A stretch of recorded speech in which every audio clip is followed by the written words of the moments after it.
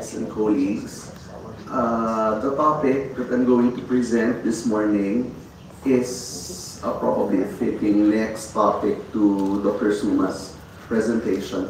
The title of my presentation is The Role of Virtue Ethics in Artificial Intelligence in Education. My name is Bernard. I'm representing today my university, the University of the Philippines, the National University of the Philippines, and my other university. I'm an adjunct professor in the Jesuit University of the Philippines, the Ateneo de Manila University. So let me begin. If we take a look at the landscape of education, we'll see that there are three main aspects of what we do in our universities. Many of us are administrators. Of course, all of us are teaching in our classrooms, and we facilitate learning of our students, which might more or less be similar, if not exactly the same as teaching. And we have surveyed the literature since we started this conference a few days ago. We've seen studies. Many of these studies on AI, education, and ethics can be lumped together in a particular way. And I'm going to reveal what I mean by these categories in a little while. Let me go first to a study by Chen and Lian in 2020 when it comes to AI, education, and administration. According to their study, different administrative functions such as reviewing and grading students' assignments more effectively and efficiently, among others. AI has been noted, and we have said this in our own presentations for the past days, that AI has really made our life easier and convenient. Now we have LMSs that automate evaluation tools. Just a few days back, I uploaded my recorded lectures for my classes back in the Philippines through my LMS, and I actually gave them evaluation tools, quizzes through the LMS. So in short, as we're doing this conference here, learning can still continue for some of our students because of these AI tools. Number two, when it comes to teaching, not just the administration of our classes, AI has also, by leaps and bounds, made the process convenient for us. According to a study by Famihirad 2018, by using AI, instructors can analyze students in a class and recognize who is a slow learner to understand topics. In other words, this is what we call in education differentiated learning and evaluation. So, for example, the LMS that my universities are using, Canvas, provides feedback on student learning, on how, on even the amount of time that they spend in interacting with the modules that we upload through the LMS. So we can easily monitor, we can take a look who among our students are actually going through the difficult task of engaging with the material. And third, from the point of view of the students, AI, intelligent tutoring systems and virtual learning assistants can now facilitate group discussions, provide guidance, and foster collaboration among students. And we know this, and it has been established in a few studies, just like this one by Robert Potter and Frank 2024. I've been made aware by my students that many of them sometimes when they don't understand lessons in class, they actually consult AI tools to explain the same to them. Now, I've been telling them that I'm happy that they have these tools now so they don't have to depend on me all the time, but at the same time, it's a mixed feeling because I'm also a bit, I don't know how to feel. Sometimes the AI tool explains the lesson better than I do. So, but from the point of view of learning of the students, it's actually beneficial because they are trained to learn on their own without the mediation of the professor inside the classroom through AI tools. So in short, suffice it to say that I guess we cannot deny how AI tools have been really, really advantageous to education, teaching, learning, and even classroom management. However, for the past few years, we have seen that there have been so many ethical issues that hound the use of AI, not just the use, but even the development of AI. So we have IT people here, experts, right?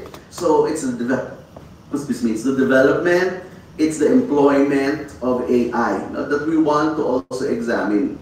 And among the frameworks and theories that we have been using in ethics, in bioethics, in order to evaluate and assess the ethical imports of AI, two main perspectives arise. Number one is the more consequential theory that measures the harms and benefits that AI proffers, right? In other words, utilitarian, no? The most popular brand of consequentialist theories is, of course, utilitarianism. No? What does this mean? That when we look at an AI tool, we take a look at whether the tool provides more benefits rather than harms. And of course, as a matter of automaticity, we tend to favor those that provide benefits rather than harm. In short, in a study by Kayuk Chan in 2023, these tools, they prioritize human control over AI and ensure that it is utilized to improve the capabilities of both teachers and students. So we are in favor of tools that, number one, still retain our control as human beings, as agents, and yet ensuring that the AI tools are used appropriately to improve both student and teachers' activities. On the other hand, if we will go back to the literature, some other frameworks, offered ethical frameworks, are clearly principle-based. So what are these principle-based? They establish a set of ethical principles by examining and synthesizing relevant ethical policies and guidelines for AI in education. And the cornerstone of principle-based ethics or principle-based frameworks in dealing with AI, ethics in AI, is fundamentally deontological, meaning duty-based, right? So what are the duties that we cannot violate in the use of AI? So for example, if an AI tool clearly violates autonomy, for example, of users, then there might be a cause for alarm, right? If an AI tool threatens, for example, if an AI tool tramples upon our humanity, as a people, then there is a huge possibility that development of such an AI tool should be halted, right? So these two perspectives. The question that I'd like to raise in order to, or the gap in the literature, is this. Can we find a more forward-looking and future-oriented theory? Okay? Why do we raise this question? Because ultimately, let me go back. When we use consequentialism as a framework in evaluating AI tools, there is a danger of not foreseeing the possible ramifications of future AI tools. No, the other day, some of our good friends from Malaysia, they already left yesterday. We were talking in one of our break times, and I was telling them maybe one day, because I know that Professor Macer holds this regular this thing, no? It's my first time to attend this on-site, but at some point, especially during the pandemic, I used to attend the classes of Professor Macer with many of us here through Skype, right? And we've been doing all of these conferences through Skype, no? And I was telling them, our Malaysian friends, to my mind, this was more or less what we did over Skype, no? Professor Macer facilitates and calls somebody to present and then calls someone to ask a few questions. I remember Osama also asking questions to every presenter over Skype, no? So in short, I was telling our Malaysian friends, maybe one day there will be a technology that will allow us to actually do this in our own countries, but not just mediated by the computer, but as a matter of fact, parang you can project. No, there's this technology that we can just Telepathically? yes, no, that we can just project ourselves. We don't know yet, and they were laughing at me, and they said maybe not anytime soon. Well, here's the thing, and this is my point: we don't know that, right? And that is the problem with using consequentialism as the cornerstone of all ethical frameworks assessing AI tools. We cannot foresee what the future holds. Like 10 years ago, what year was that? 2015, no? Or maybe 20 years ago, 2005, I would not have imagined making calls, for example, to somebody in the United States through a video call. You know what I mean? Yes. So technology moves in an unprecedented speed. So if we only put forward ethical guidelines using consequentialism, using what we already have now, then there might be a problem in addressing future ethical issues moving forward. Then we have to make another ethical framework in order to address a new technology, so on and so forth. On the other hand, a principle-based ethical framework might pose the risk of a too strict framework that might not allow for some leeways, no, for precisely for innovation, for new things. Which is why my proposal is, why don't we look at virtue ethics as a possible basis for an ethical framework in assessing AI in education. Let me explain. I would like to raise two questions in answering the question, the preliminary question that I raised in the previous slide. In relation to the question of whether virtue ethics can be used as a framework for dealing with AI in education, I asked two corollary questions. Number one, can AI ethics be about virtue instead of about consequences, about principles, rights, etc.? And number two, can virtue ethics provide the necessary outlook for a rapidly changing world? So these two questions. And my idea is that if we can address these two questions and answer in the affirmative, then there is a good chance that virtue ethics can be, as a matter of fact, used as a foundation for an ethics framework for AI in education. Now, in order to do this, I might have to go back a little bit to what these philosophical ethical terms are, right? So what is virtue?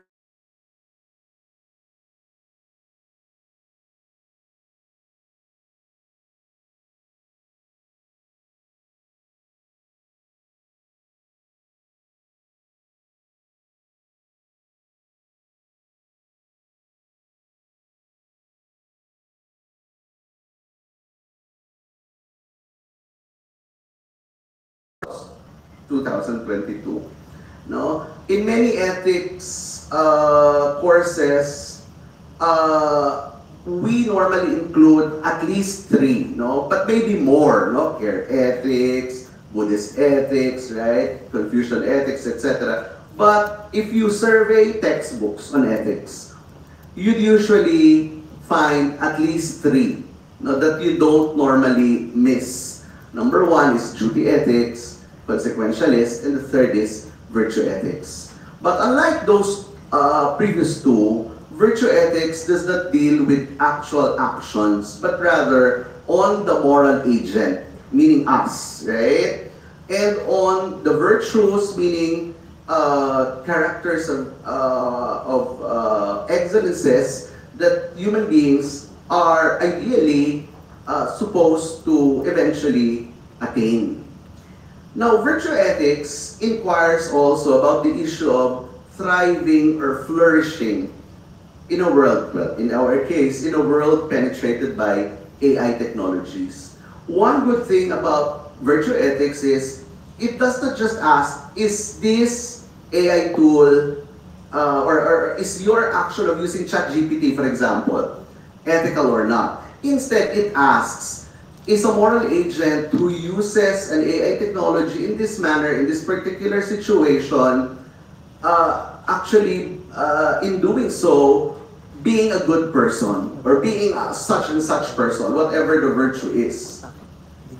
In this case, the foundation of any virtue ethics is the thriving or flourishing, which is what we all want, right? We've been talking about this for quite a while now. Why are we having this conversation? Because we want to live in a world that precisely manages the onslaught of AI tools in an ethical manner, in a manner that befits our lives. No, I'm sorry, in a manner that befits a good life for all of us, rather. No? That we can go on living our lives across the globe despite AI tools in a good way. That we can still say this is a good life.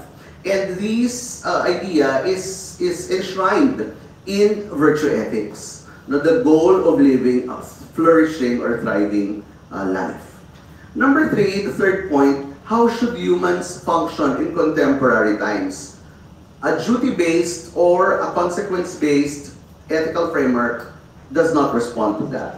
No, it's only virtue ethics that responds to this question. How should humans function in contemporary times? And most of the answers offered by virtue ethicists, as early as Aristotle, one of the first ones, if not the first one, who truly formalized virtue ethics is quite simple. We want to function in an excellent way, befitting to our humanity. Right? Eventually, we don't know yet. Will AI, robots and all of these things, will they eventually, we will not talk about countries occupying another countries anymore. No, but we will probably talk about robots occupying this world. So, virtue ethics provides us with a way of viewing ourselves as an important entity in this world, no, human beings, and how should we be in relation to the world. And finally, virtue ethics stresses the importance of sustaining virtues over one's lifetime. In short, we don't want, or maybe you do, no? But in general, we don't want a framework that only addresses particular specific actions as they appear into our lives. We want an ethical framework that can be sustained in the long run, especially if we talk about education, no, and eventually curriculum. Now, if you want to have a curriculum, the aftermath of a curriculum can only be evaluated after what? 5 to 10 years. So you want an ethical framework that cuts across that entire time frame, right? Now, the problem, I think, no, and the reason why very few, no, there are a few, but very few frameworks dealing with AI uses virtue ethics are these red flags, right? We do know what red flags are, di ba? My students in the university, not the Gen Z, the students, no, they call them red flags, no. So things that should alert us about a particular person or a particular concept. So what are the red flags with virtue ethics? Well, number one, according to the critics of virtue ethics, whether virtue ethics can provide an adequate account of right action is an issue, right? If a person, say, has developed the virtue of courage, does that mean that this person always acts in a courageous way? No. It is possible to perform a right action without being virtuous. In other words, you're just being hypocritical, right? You're trying to be civil, for example, but as a matter of fact, you don't have the virtue. And on the other hand, a virtuous person can occasionally perform the wrong action without calling her virtue into question. In other words, even a person of distinct virtue can sometimes make exceptions and act in a contrary manner. So for example, a person who is known to be generous may at some point withdraw from a request for donation, for example, even if he is a known generous benefactor. Maybe today I realize this person soliciting has been abusing my generosity. So at one point, I just made a decision, for today, I won't give in to the request. So even virtuous people may not exactly engage in an action befitting a virtue. And that's one issue against virtue ethics. Number two, the justification problem. How can one ground ethical action on virtue? And which virtues? Again, as a continuation of number one, how do we ground ethical actions on virtues? How do we make sure that if we develop students to become virtuous individuals, how do we make sure that they will actually perform good or ethical actions? That's the problem, right? Number three, the conflict problem. How does virtue ethics account for dilemmas? In many undergraduate classes in the Philippines, and perhaps even around the world, because if you Google it, you'll find ethics bowl issues and events all around all around the globe, right? And the goal of an ethics bowl is for students to practice deliberating and discussing moral dilemmas. Usually, when you talk about a moral dilemma, you use either duty-based or consequence-based ethics, but not virtue ethics. Now, if you find yourself in a dilemma, you don't ask yourself, what kind of person am I? Instead, you go directly to the question of, what am I to do in this particular dilemma? And last, cultural relativisms. Cultural relativism. No? So we come from different cultures, different countries. Aren't virtues relative? Right? However, despite the red flags, we also have the green flags of virtue ethics. Number one, in the last few decades, we have seen the revival of virtue ethics. I mentioned a while ago that virtue ethics has been I think the first normative ethical framework that has been coined across the globe, even for Eastern, even for Western ethical theories. But the last decade has seen a dramatic increase in the amount of attention applied virtue ethics has received, owing probably to this movement in epistemology, otherwise known as virtue epistemology, that revived virtues for employment in the sphere of epistemology. Number two, virtue ethics has something to do with shared goods rather than not. No? In recognizing in the current human environment the emergence of a new kind of coordinated technosocial practice, an acknowledgement that flourishing is increasingly dependent on how effective we are at coordinating our decisions and activities to attain our moral goods. We have been attending conferences like this. We have been connecting with people, signing MOUs and MOAs with different friends and colleagues across the globe. Obviously, we have commonalities despite our differences. No? We're able to join together in a banquet, enjoying the same, more or less the same spread, no, of the delicious food, because we have the same humanity. And it is only virtue ethics that emphasizes this as an ethical framework. And in this world now, where we confront the problem of artificial intelligence again across the globe, then we have to unite together and confront it with a view of our common humanity, no, as people. And finally, modern virtue ethics has always emphasized the importance of moral education. Moral education. Not just as the inculcation of rules, but as the training of character. There is now a growing movement towards virtuous education amongst academics, here in Asia and even across the globe. So now, let me show you the framework that I am proposing in dealing with AI.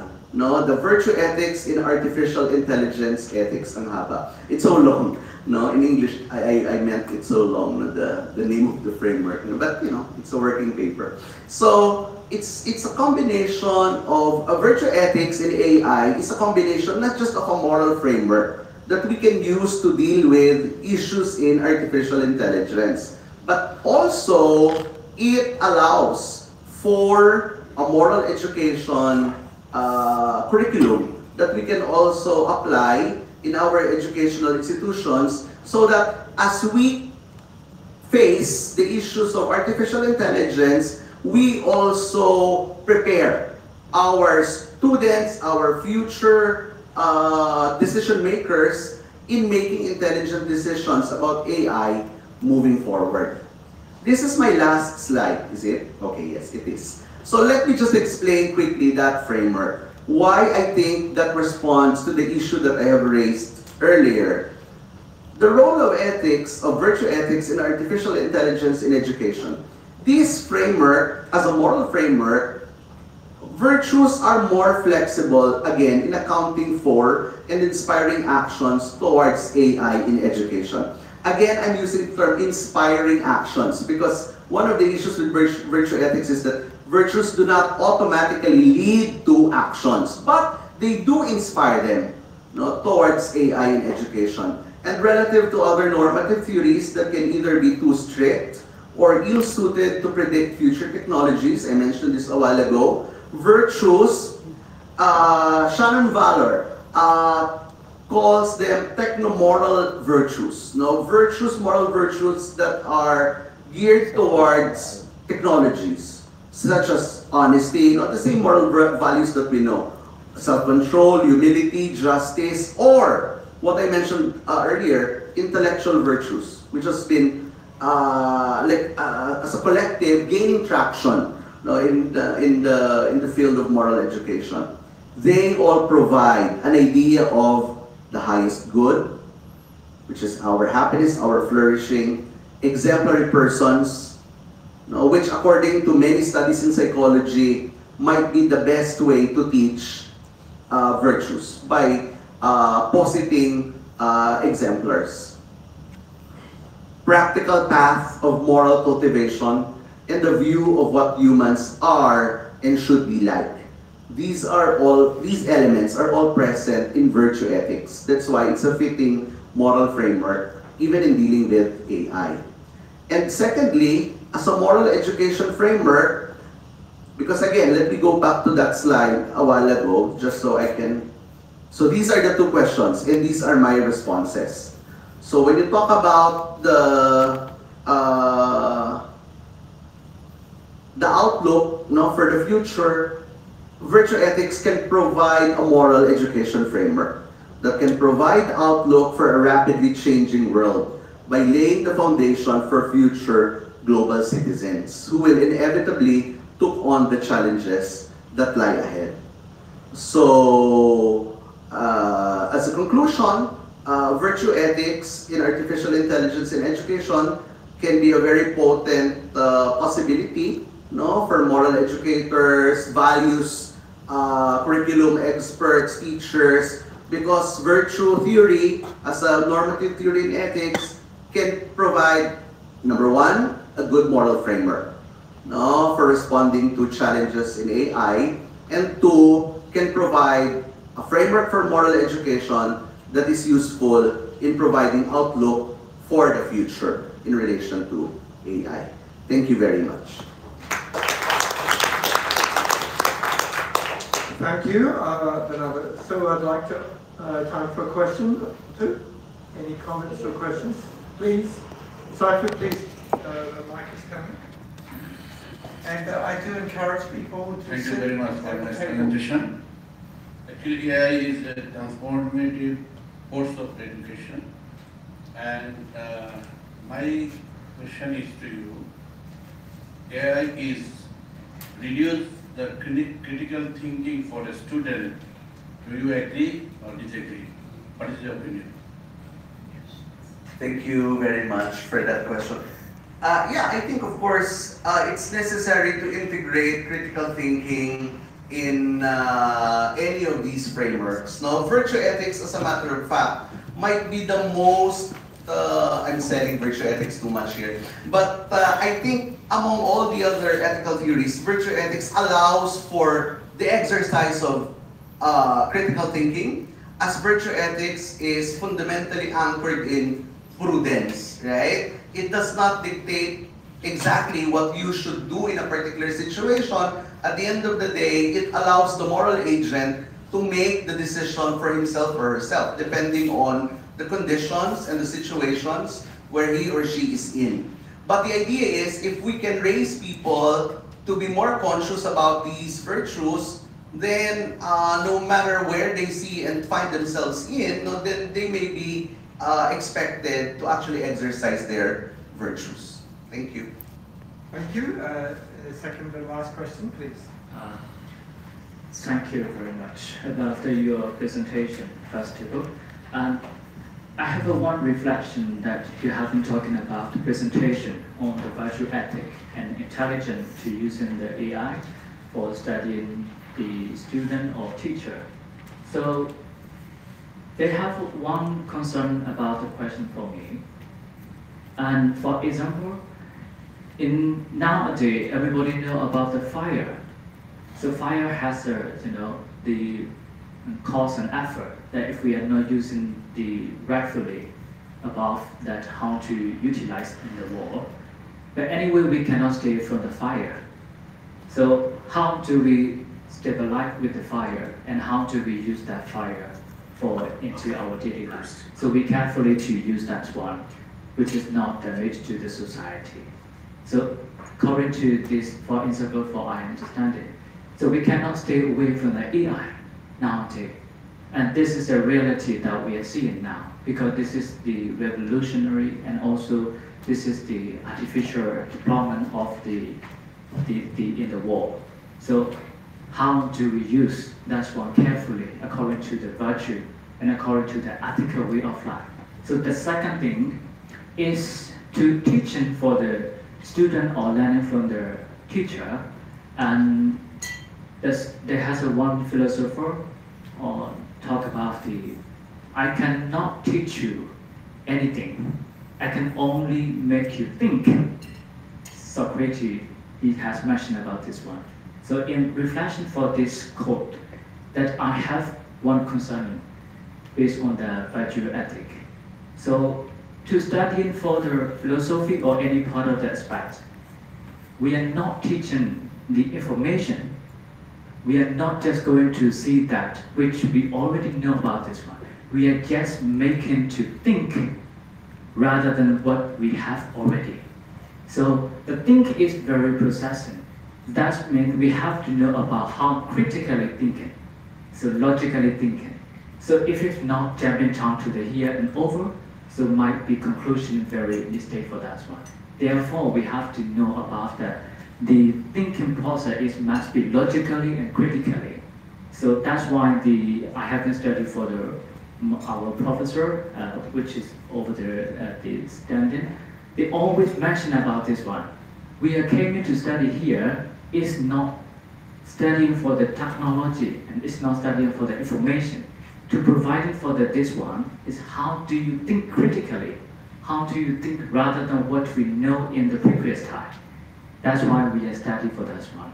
So therefore, my conclusion is to must be know about it critically and think deeply in logically way to study for that intelligent in this nowadays era, I think. Thank you very much for your presentation. Thank you very much for your comments. I agree. Thank you so much for your presentation, Leonardo.